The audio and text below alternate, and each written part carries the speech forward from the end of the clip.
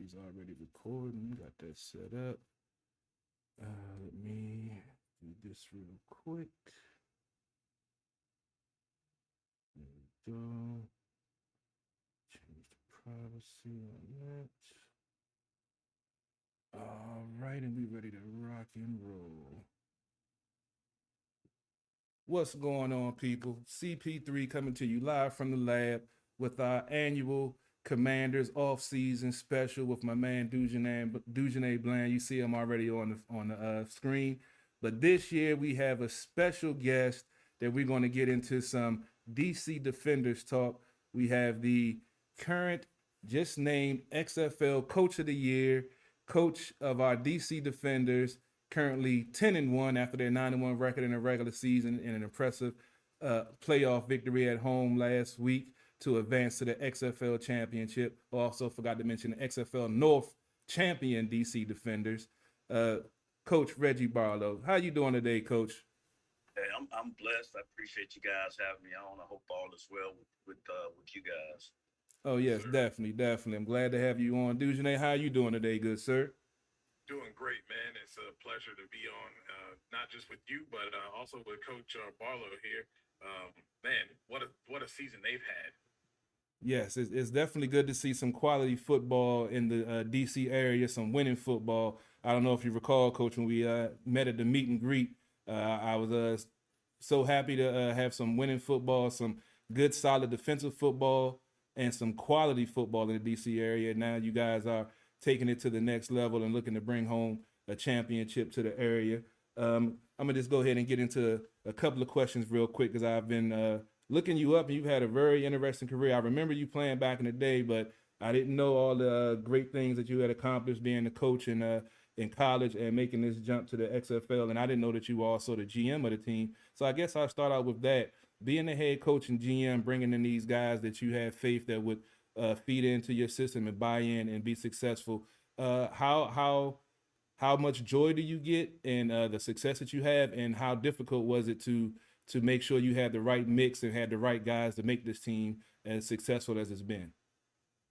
Yeah, I mean, you don't have success in team sports if you don't populate yourself with good people. So it starts with that. It started with us hiring Vaughn Hutchins, who's our director of player personnel, the guy that knows about all these college guys, know about guys that was in the NFL for a little while.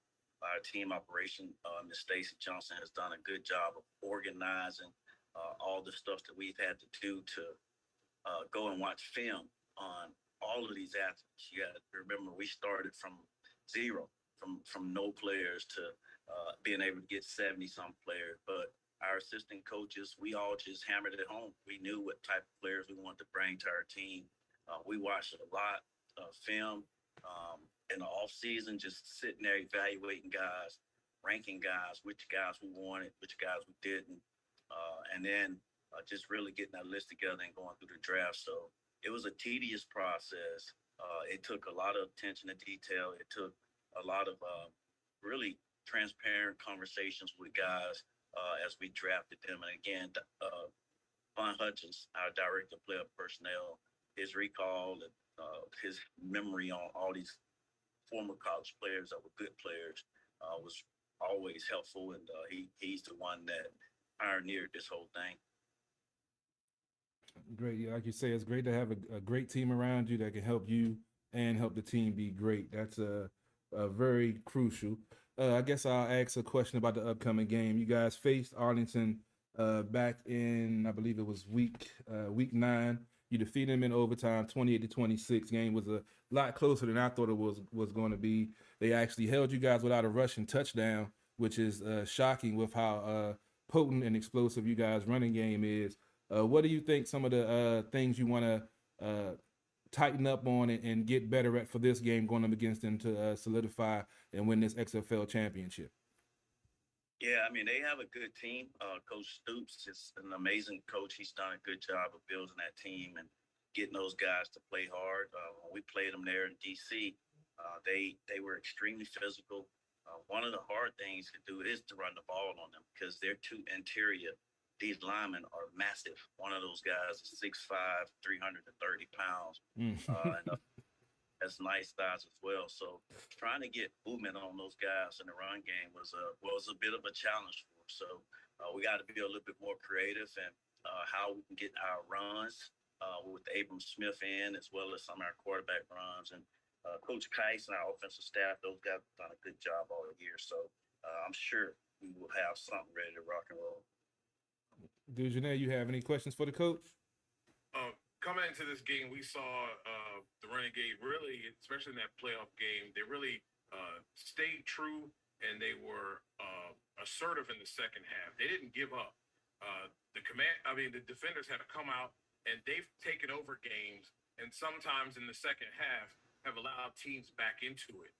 I know it's hard to maintain and continue to push forward against quality football teams, but how do you stop that from happening in this championship game to where you don't end up getting into a late game dogfight because of maybe lax in play or just giving up some unfortunate plays on defense?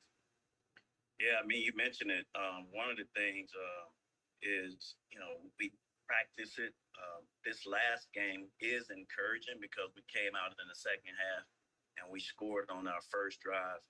The defense went out there and got a 3-and-out on the second possession, which was big for us. We were able to go down and score on that. But we did allow them to stay in the game, and a lot of it is mental stuff. And then they have a lot to do with it as well, right? They are pro athletes, they are well coached, and sometimes they get you. But we definitely want to be able to stay in the moment, be where our feet are for the entire game.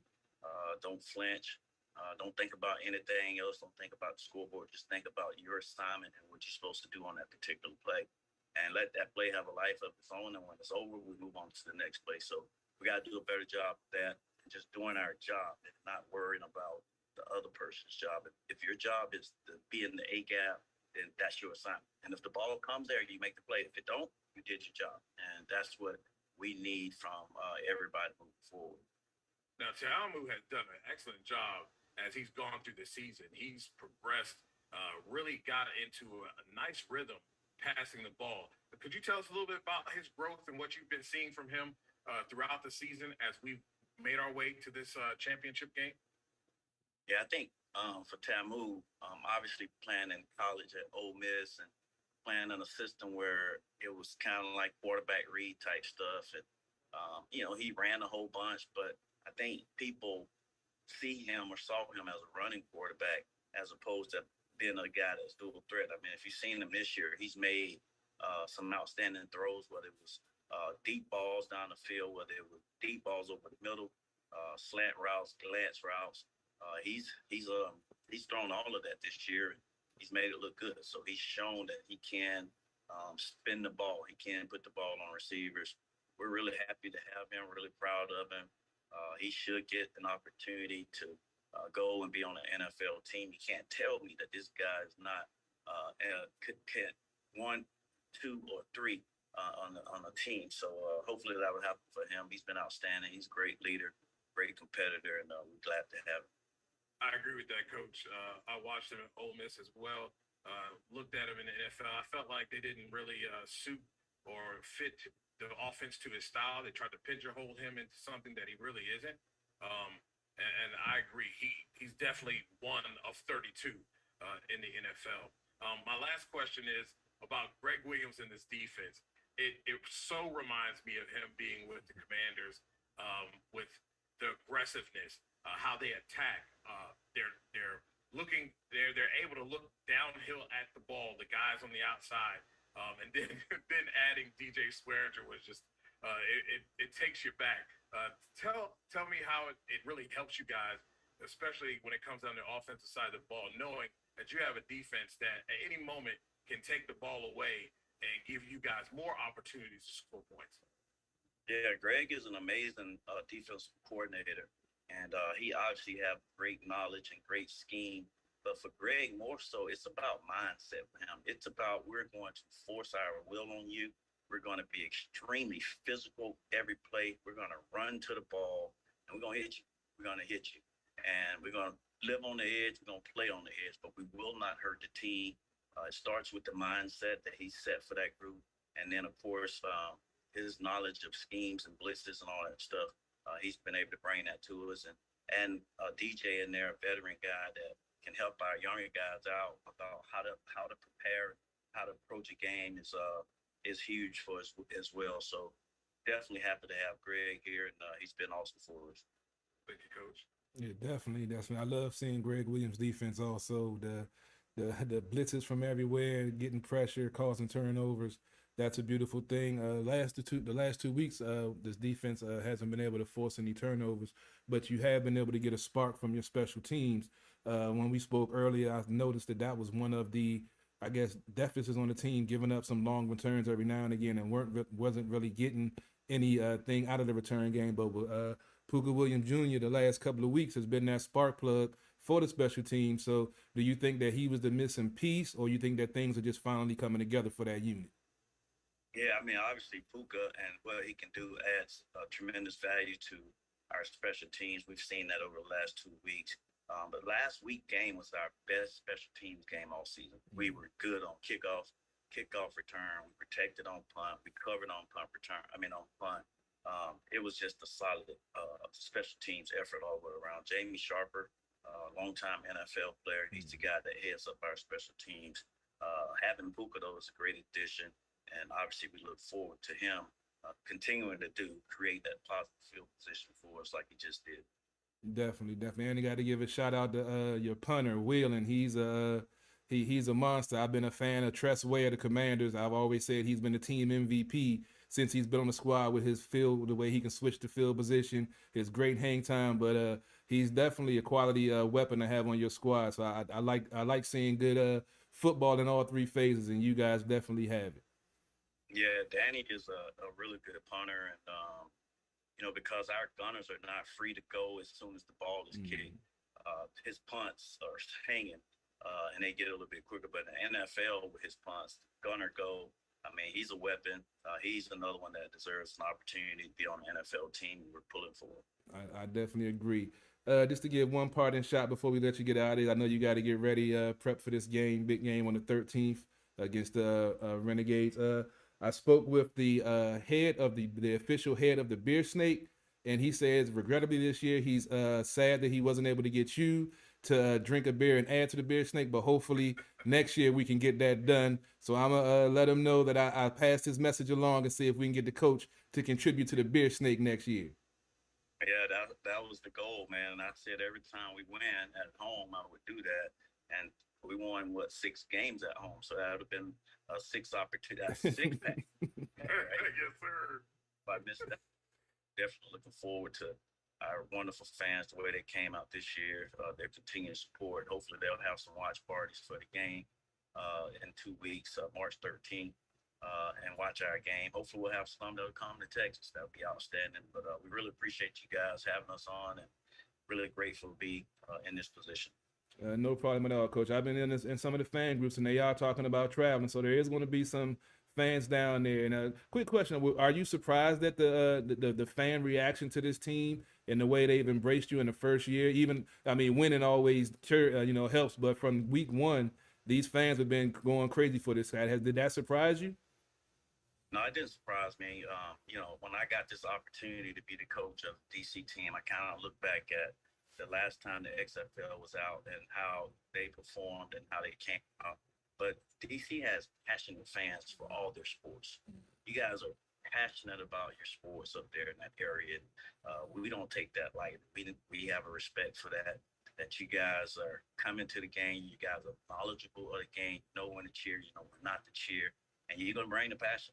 You're going to bring the passion. And obviously, us as a team, we have to bring what we do, and that keeps all of us happy. But we're happy to have the opportunity to play in front of our fans, and looking forward to doing it again next year with them. All right, Coach, definitely. I'm definitely getting my season tickets for next year, so I'll make sure I'm there for every whole game too. I made it to one game this year, but I'll make sure I make it to all of them next year. Right. All right, you have a good day, good luck, and hopefully we'll talk to you after you win the championship, and we'd love to have you back on and definitely talk more about your career and everything that you've done and accomplished in your career. Yeah, it's a definitely come back. I appreciate you guys having me on. All right, you have a good day. See ya. All right. Appreciate it.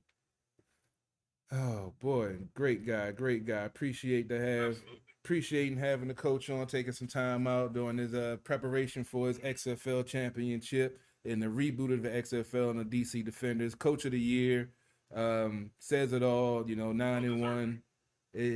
Well, I'm glad that we got a chance to have him on. I had his number for a while, wasn't able to get it in, and then lo and behold, a perfect opportunity presented itself right after a big victory, right during our off-season Commander special, and we give you some more inside football stuff that you wouldn't get somewhere else. So Yeah, man. It was a pleasure having him on. One thing I'll say is not just Greg Williams shows that intensity, but Coach Barlow has that intensity. You have that ability to have those cameras in the locker room. You see how he motivates his guys, keep them focused. And the most important part, even though sometimes they've allowed teams to get back in it, they still finish. And that's important. That's how they've been able to get all these wins, and they should be able to do that for the last game and bring home that championship to DC. I feel the same way. I think they should be able to handle their business, especially with the X factor of Puka Williams now, with the special teams being able to flip the field position or even take over a game and maybe even take one to the house. I have confidence that this team will bring home the championship to the DC area for the first time since 2019 when the Nationals won the championship. All right, well, let's go ahead and get into our Commanders talk. Give me a quick second while I'm adjusting some things on the fly for... All right, cool. Now, if you tuned in Monday night, I did briefly go over the draft picks, but if you were watching my feed, you got a whole bunch of nothing because I had something going on with my technical feed. So today, as always, we're going to go over the draft picks, and I had my free agent paperwork. I gotta find it. We'll go over some of the free agent acquisitions also.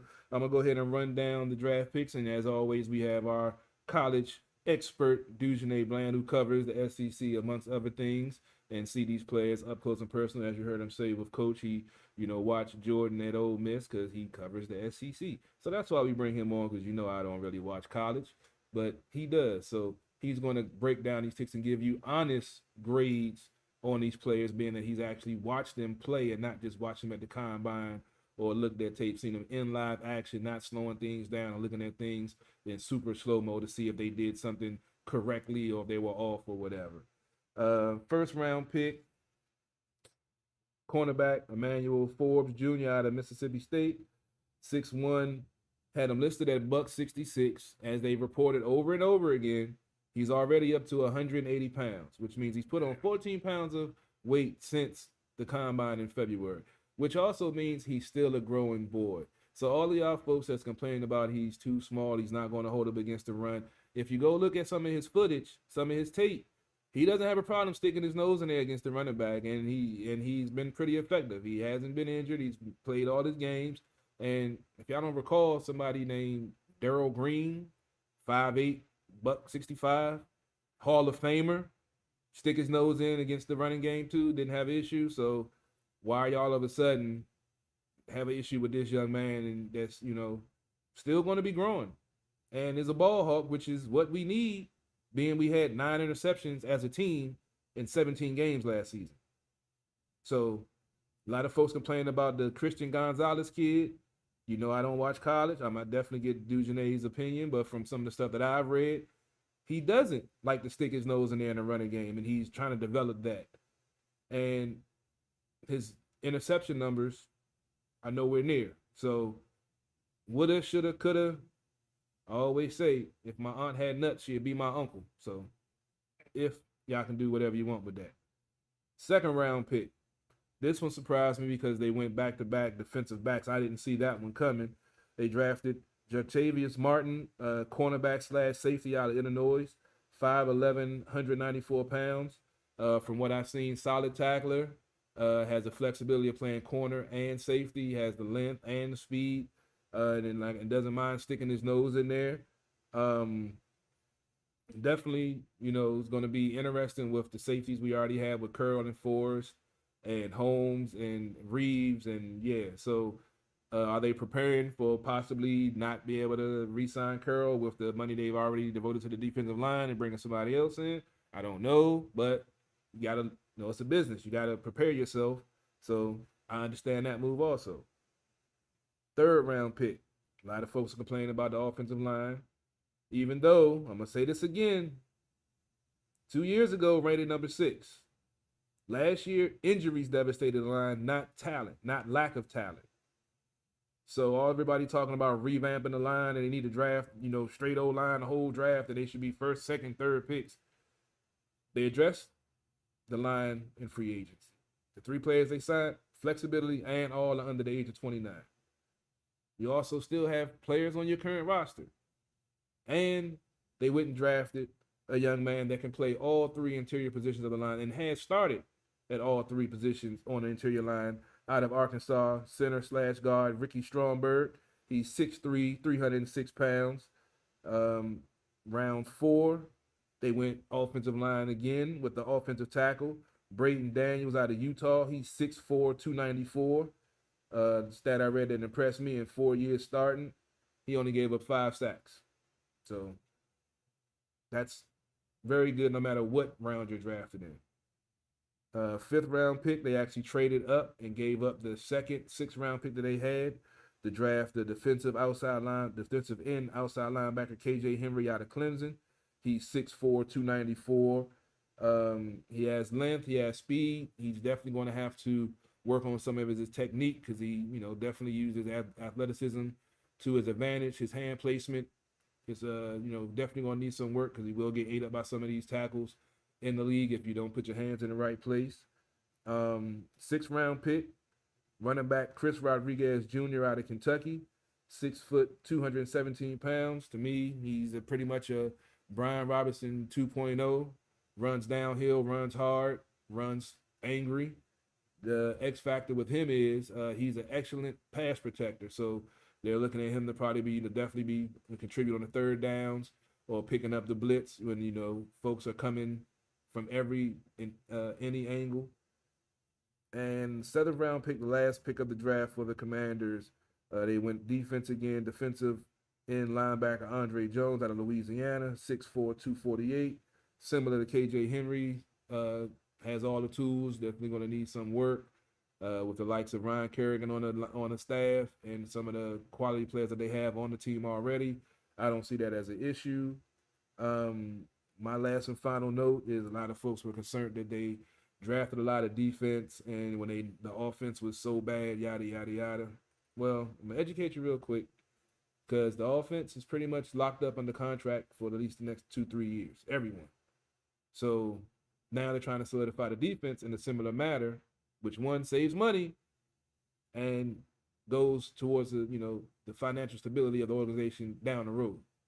So those questions and those complaints saying the coach don't know what he's doing and the GM don't know what he's doing, there's a reason why they're in the position they're in and the things that they're doing. Maybe you don't understand the ins and outs of the league and the way they draft and the way they do things, and you're reading these negative experts that's giving them C's and D's. I can go pull up experts that's giving them A's and B's.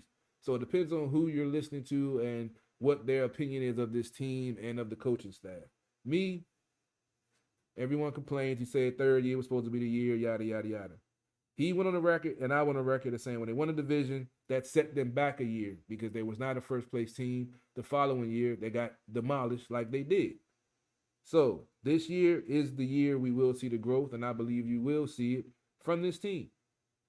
Dujanet, what was your take on this draft, and how did you feel about these players? And give your inside analysis on these picks. Yeah, I thought they did a really good job drafting. I think what people need to realize first, as far as the defense goes, with the rules, they've pretty much taken away the middle of the field from you. So those days of having a DJ Swearinger or, name the hard-hitting safety are over because you already know what you're going to get when the receiver's stretched out trying to catch the ball. You're going to get a flag hit on the defenseless receiver. So in order to combat that, you need to have a good pressure from your front Then you have to have solid coverage and physical corners that can play through things and can be athletic on the back end. The days of everybody talks about all these people can't play zone, this, that, and the other. I mean, this ain't that team anyway. There's a lot of man that's being played here, and they can do that more now with what they've got. I thought Emmanuel Forbes was a great pick. I liked Gonzalez, like everyone else, but when you look at it, Gonzalez didn't have a lot of the interceptions. He also wasn't that great as far as I thought. Forbes was a better tackler as well. I know people compared him to Fred Smoot, and he has a little bit of that in him. You can see that with how he comes downhill, makes those tackles. His stance kind of reminds you of a Fred Smoot. But I really love his ability of being physical with the wide receivers, not being afraid to mix it up. Of course, people are concerned or will have concerns about whether that's going to draw a flag or not. Look, I want guys to be physical. I don't want guys to be just letting free releases go down.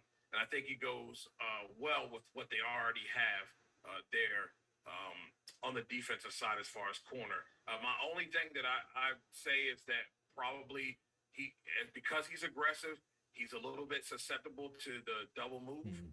Because if you've watched any tape on him, Mississippi State, there's a lot of times their eyes were to the quarterback, so they were able to really make an assessment, read and react. And he does a very good job of reading, reacting, and getting his hands on the football and taking it away.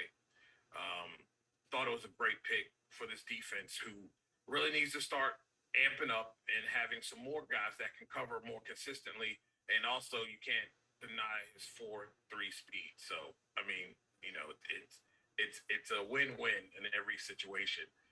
Quick question. We mentioned the secondary and the lack of turnovers. Do you think with them going cornerback and with the money tied up with Kendall Fuller, do you think Kendall's in trouble?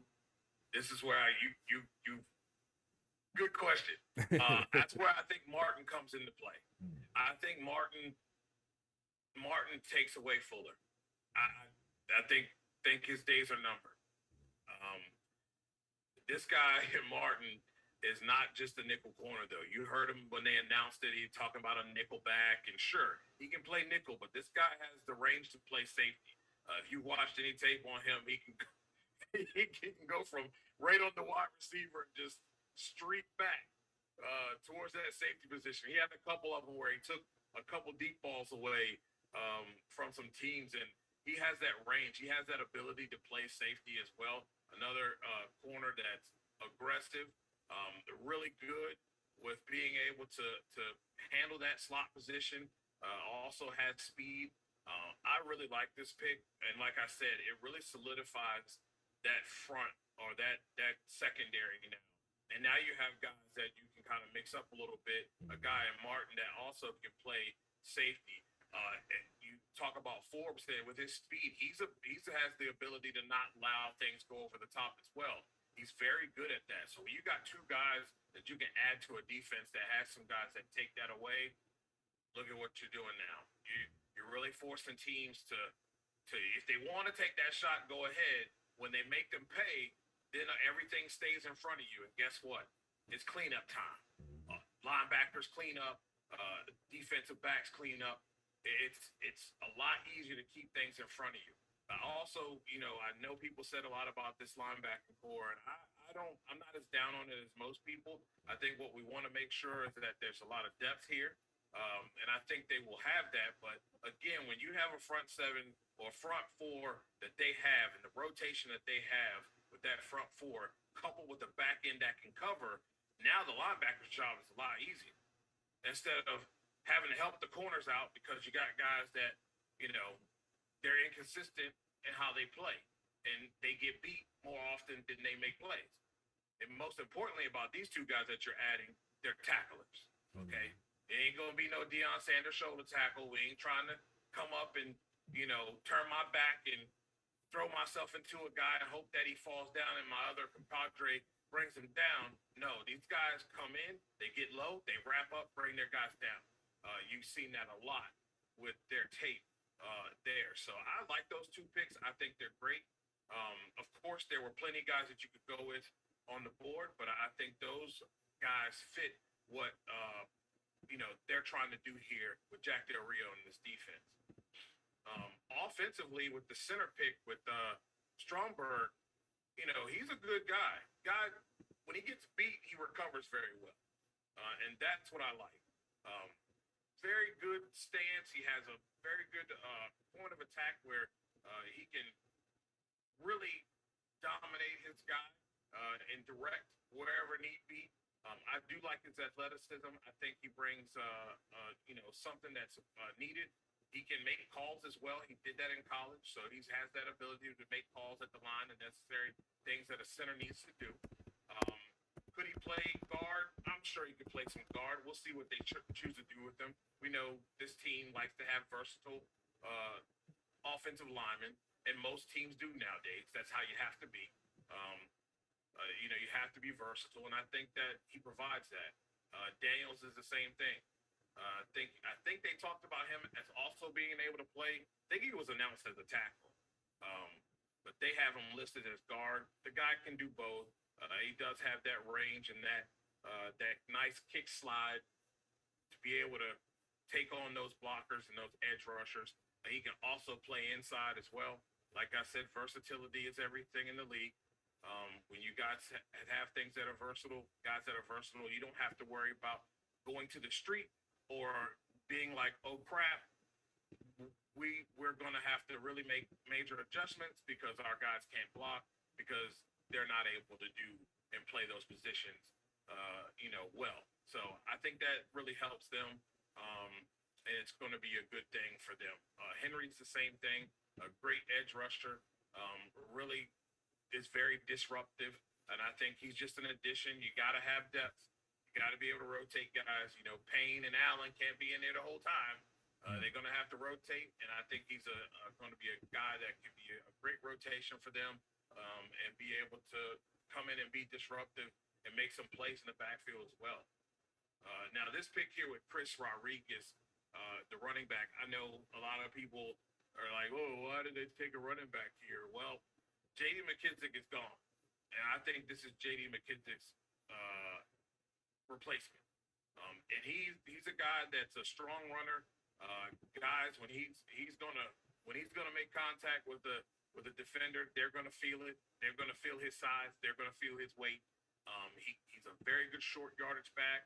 As you said, pass protects very well. That's important things for a third down back. And I think that's what they're going to use him for. We'll see if that works out that way. But I really do believe that's what their plan is. That is JD's replacement. And he'll be third down guy. And he'll be short yardage guy when need be. And he may be short yardage guy for touchdowns if necessary because of his weight. The fact that he carries his weight well and he will deliver it onto the defender. And he does get those hard-earned yards that are a must in the league. It game's about inches, and he can get you those inches when need be.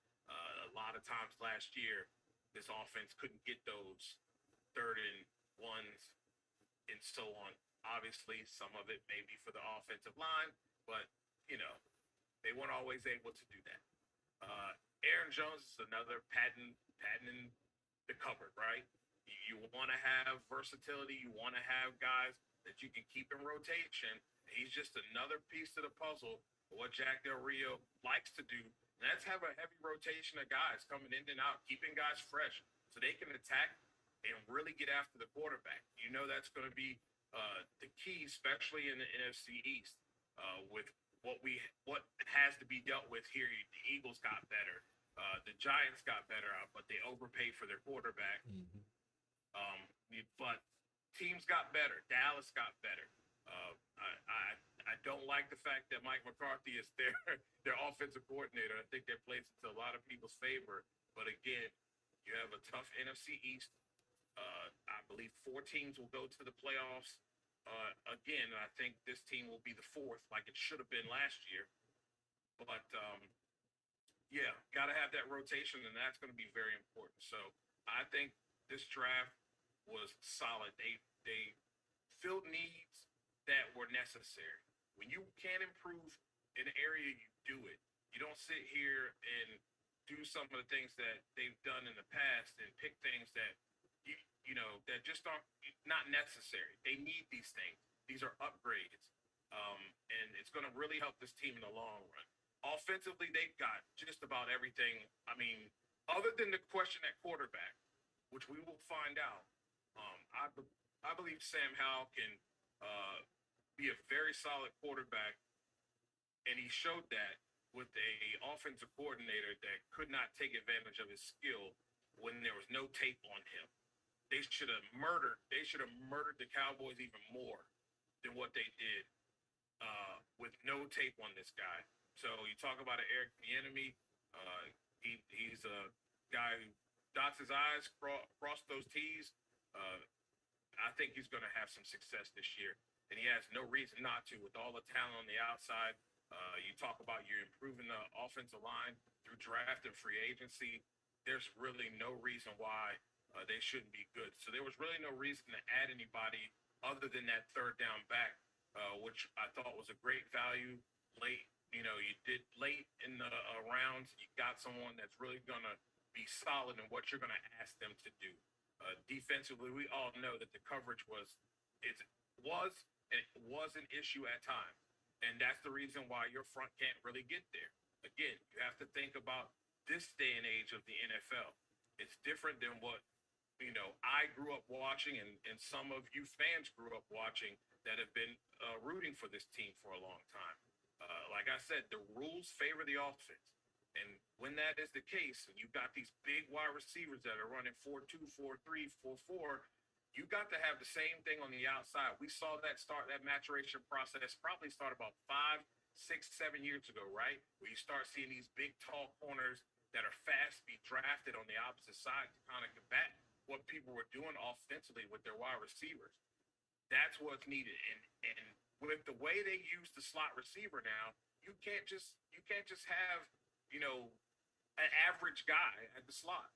You've got to have guys that are willing to stick their nose in there, get dirty, scrap, fight, claw, to do whatever it takes to make sure that if that ball's caught, there's no yak. So I thought they did an excellent job. I know a lot of people in their dumb grades. I don't really buy into all of that. I know CBS Sports did a great job of breaking down each pick, and the Commanders had A's and B's on all of those picks in every round. The grades were very solid. I think they had I don't remember where the C was, but on one player, but still, those were A's and B picks that were given to the Commanders.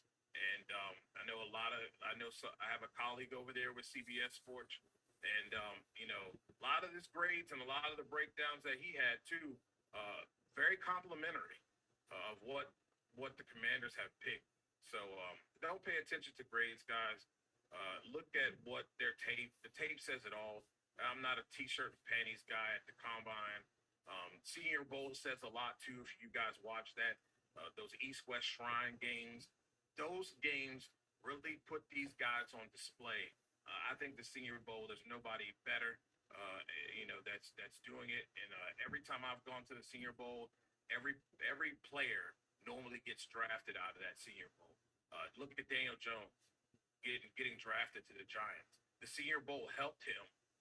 He didn't have the best day, but he had a pretty solid day. They also got a chance to see him in practices. So scouts are out there, team scouts are out there.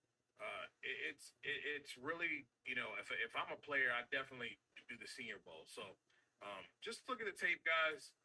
I know some people don't like some of the picks, but at the end of the day, they did what was necessary, Carol, and I feel like they've solidified that defense in the secondary, and now you're going to have a back end that complements the front end of a defense that has been tenacious. You're going to get Chase Young back. You're going to get a healthy Montez Sweat. All these guys rotating. It's going to be fun to watch and see what Jack Del Rio can do. Yeah, that's the whole key. Hopefully, Jack can get back to his disruptive ways and wreaking havoc. to get this ball back to the offense to give them more opportunities. And I feel with the players that he's drafted, it's going to help make that happen. It gives them more flexibility. Excuse me, folks was complaining about the linebacker room, but you saw Davis make some strides last year. I don't see any reason why that won't continue this year. They re-signed Mayo and Kaliki Hudson, and they did re-sign Mayo also. And then they'll also, I'm gonna go ahead and run through the undrafted free agents that they signed after the draft. Casimir Allen, wide receiver out of UCLA. I think he's possible punt returning wide receiver. Minnesota State, Jalen Sample. Penn State wide receiver Mitchell Tinsley. Appalachian State quarterback Chase Bryce says not a signing. Said that he's committed to the Falcons and Commanders rookie minicamp, so he'll be in to for them to get a look at him. Out of Mississippi, offensive tackle Mason Brooks. Let's see who else. Out of Bowie State, defensive lineman Joshua Oliver. Michigan State, a safety Xavier Henderson. Had a chance to see him play this past year. I believe it was this past year or the year before last. Mm-hmm. But they played here at Valdosta State, and they had a scrappy team, man. Valdosta State is it's a tough squad, but they came in and they threw bows, man. They really did. Their offensive line really played well. All right, and I'm gonna go ahead and quickly go over the free agents that they signed before the draft, because we never really sent the post out when they signed them, but never really went over them too much. Jacoby Brissett, quarterback. I think this is a quality signing. He played pretty well in Cleveland before Watson came back from the 12-game suspension. That's a guy who can win you games, man. And it's not too many quarterbacks. I thought it was a great replacement for Taylor Heineke, who I think is one of the top 5 backup quarterbacks in this league. But Jacoby Brissett is a guy that, just like Taylor, if your quarterback goes down, he can win you 5 games. He likely can win you 8. He's shown that. He's smart with the ball, has mobility. I thought that was an excellent signing. Yeah, definitely has a good turnover ratio. He knows how to, has a good arm. He knows when to run the ball, how to protect himself, and when to throw the ball away and not do anything stupid. So he's a good game manager, and like I said, can win you some games if he has to come in there. And say if Howell doesn't hit the ground running, at the beginning of the season, you can always put him in there. And if Howell gets better, you want to see what he looks like, you can always go to him. And Brissett, he won't be one of those diva quarterbacks that have an issue. He's a team player. He's been on the bench most of his career, and he's going to help the quarterbacks as much as he can with the experience that he has. Absolutely. They also signed Andrew Wiley, offensive tackle from Kansas City. Eric Bieniemy, he definitely vouched for him and wanted to go ahead and sign him. They also got Nick Gates from the Giants roster. That was a good pickup. Yeah, apparently he had a bad leg injury in 2021, and he's coming back, but he's going to be trying to start at center because, the craziness with the center situation with us, with Chase Roullier, played 6 seasons, never missed a game, and then signed a big contract in 2 seasons in a row, season in the injury. So his number against the cap is about $12 million unless they cut him after June 1st, which most likely will be done. That's why this move was made. They also signed Trent Scott, offensive tackle. They re-signed Danny Johnson. They picked up Cody Barton, linebacker, on a 1-year deal after Cole Holcomb departed. Tyler Larson, they re-signed him. F.A. Obata, they re-signed him also. So those are the free agent moves, the undrafted free agents. We went through the draft.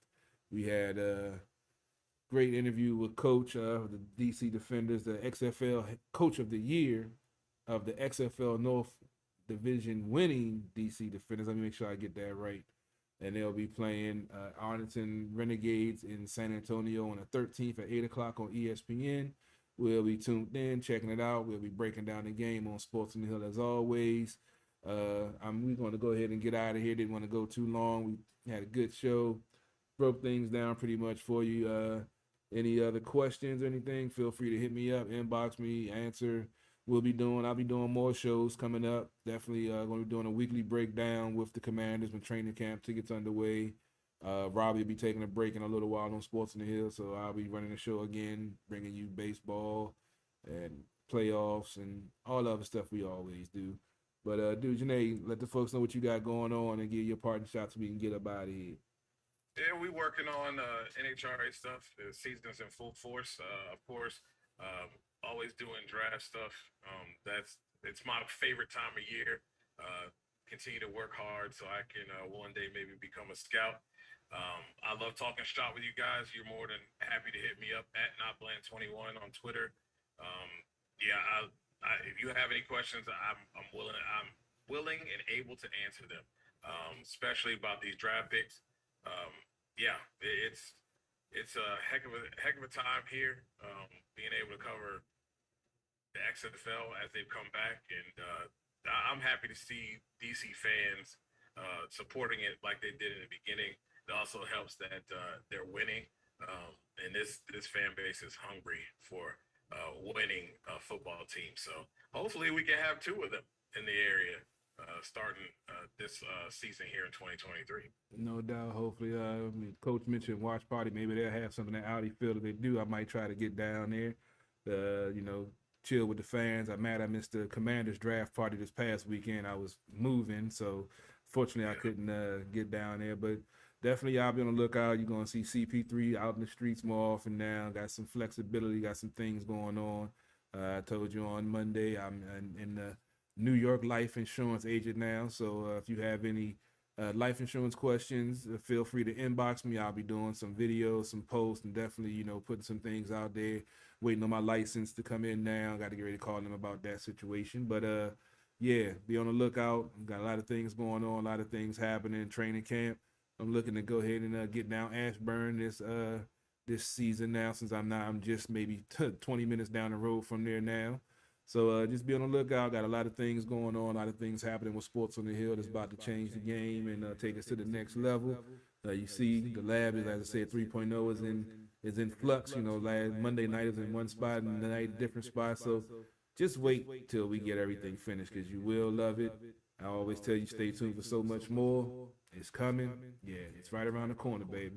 So in order and honor of having the coach on and the DC winning team, I'm going to play the highlights from the Seattle Sea Dragon game at the conclusion of the show.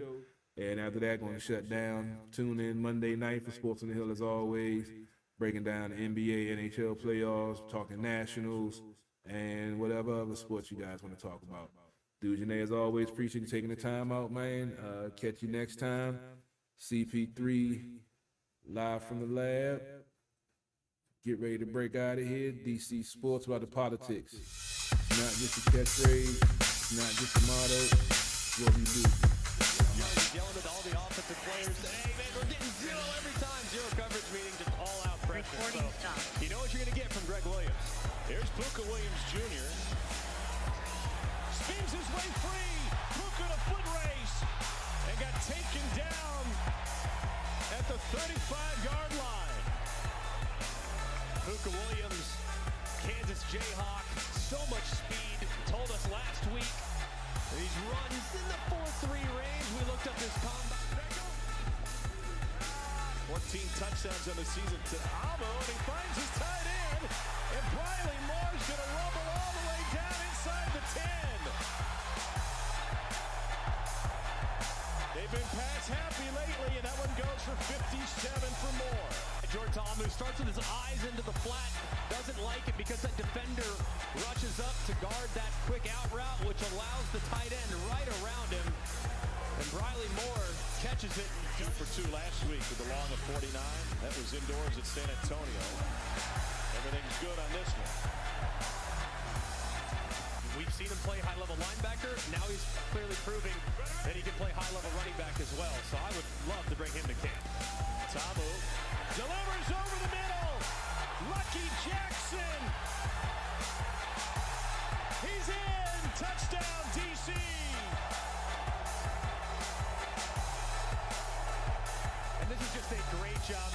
Ta'amu. Look at the safety. That's Antoine Brooks.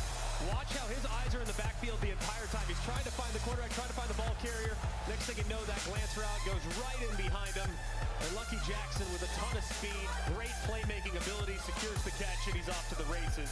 Just a great read by Jordan Ta'amu.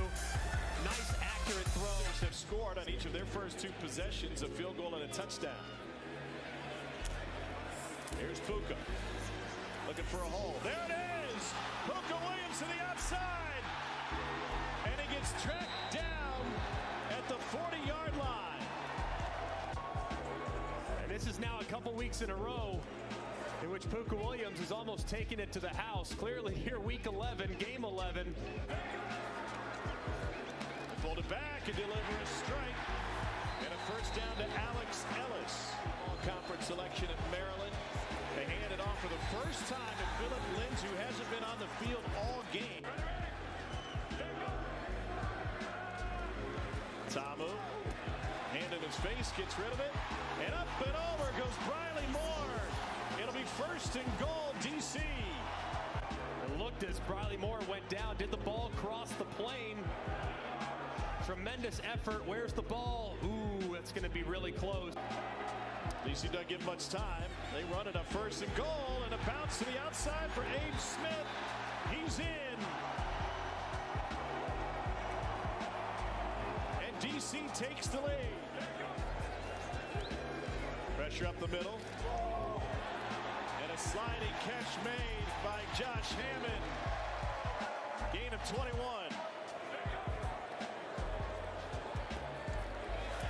Wide open is Ethan Wolf.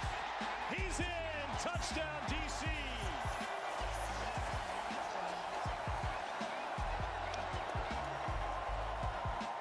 And it's a play they've run a few times today, and to be honest with you, Seattle's covered it beautifully, but they stick with it. You get those crossing routes underneath, just hoping that one of your tight ends breaks free because of a natural pick, and that's exactly what happened. We're almost there. Danucci, pressure. Taken down. A DC sack with a host of defenders. Joe Wallace, it's a loss of 10 with Jooks. They bring the pressure off the left-hand side with Jamal Brooks. The left guard, Chris Owens, tries to save him, but he just can't. Felt comfortable enough to get him in the game here in the second week with the team. King hands it off. Harris leaps. He's in. Touchdown, DC. And they may book another trip to San Antonio with just 11:53 remaining. A commanding lead. Good job at the point of attack, as DC, for the most part, has put this thing on ice, and with rain in the forecast. Here at Audi Field as the wave works its way around. It's been a feel-good story all day. Danucci over the middle, complete. And a first down for Seattle to Jordan Veazey, a pickup of 23. Nice timing here from Danucci on the in-breaking route. Remember, in the XFL, you do have the option for the three-point play. Biggest thing he learned was spiritual and mental strength when he had no physical strength. Danucci, a pump and go. Wide open! Caught! Touchdown! Jawan Green! One step closer to redemption after a horrendous first half for Green. Third and short, they're thinking, hey, just take a quick completion for the third down conversion. Instead, they pump it and they go deep. And a great catch there by Jawan Green. There's the flags over the middle. Caught for a DC first down by Chris Blair. Play action. King. Wow, sensational catch. Made on the sideline by Brandon Smith. And great catch. And look at him get that left foot down. Goes to the ground immediately with the elbow. Cameron Smith, left side. Touchdown, DC. Cameron Harris.